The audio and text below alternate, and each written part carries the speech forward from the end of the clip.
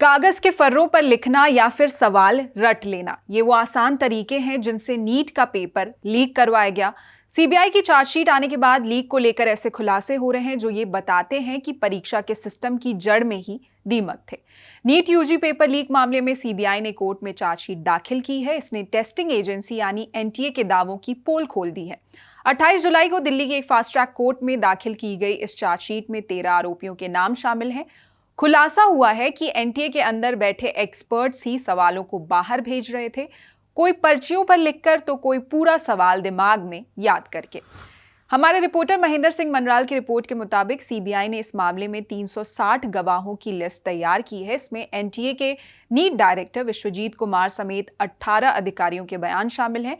Chargesheet के मुताबिक 3 subject experts ने दिल्ली के एनटीए ऑफिस से सवाल बाहर निकाले। तरीका कुछ इस तरह था कि एक एक्सपर्ट ने सवाल कागज की छोटी पर्चियों पर लिखे और उन्हें छुपाकर बाहर ले गया।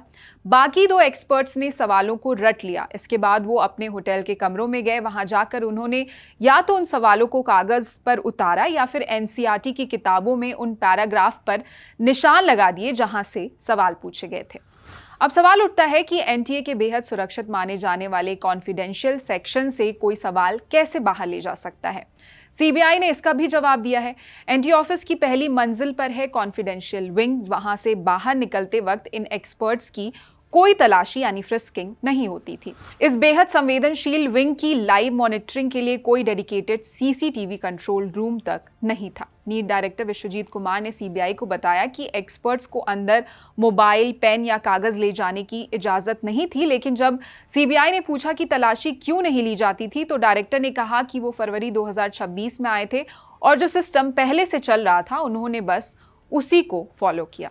नीट की एक कंसल्टेंट शिल्पी शर्मा ने बताया कि गेट पर तैनात गार्ड सिर्फ जुबानी पूछता था कि आपके पास कोई मोबाइल या पेन ड्राइव तो नहीं है। सामान को बाहर एक प्लास्टिक के बड़े डिब्बे में रखवा दिया जाता था, यानी पूरी सुरक्षा सिर्फ भरोसे पर चल रही थी। सीसीटीवी को लेकर भी एक बड़ी लापरवाही का खुलासा हुआ है। एक दूसरे कंसल्टेंट विकास कुमार पाठक ने बताया कि उन्होंने सीसीटीवी का स्टोरेज बढ़ाने का प्रपोजल दिया था जो पेंडिंग पड़ा था। एनटीए का सिस्टम सिर्फ 25 दिनों तक का ही फुटेज सेव रख सकता है। लापरवाही सिर्फ सुरक्षा में नहीं बल्कि एक्सपर्ट्स को चुनने में भी हुई। सीबीआई को पता चला कि एनटीए की एक सीनियर केमिस्ट्री एक्सपर्ट गुपचुप तरीके से प्राइवेट कोचिंग क्लासेस ले रही थी।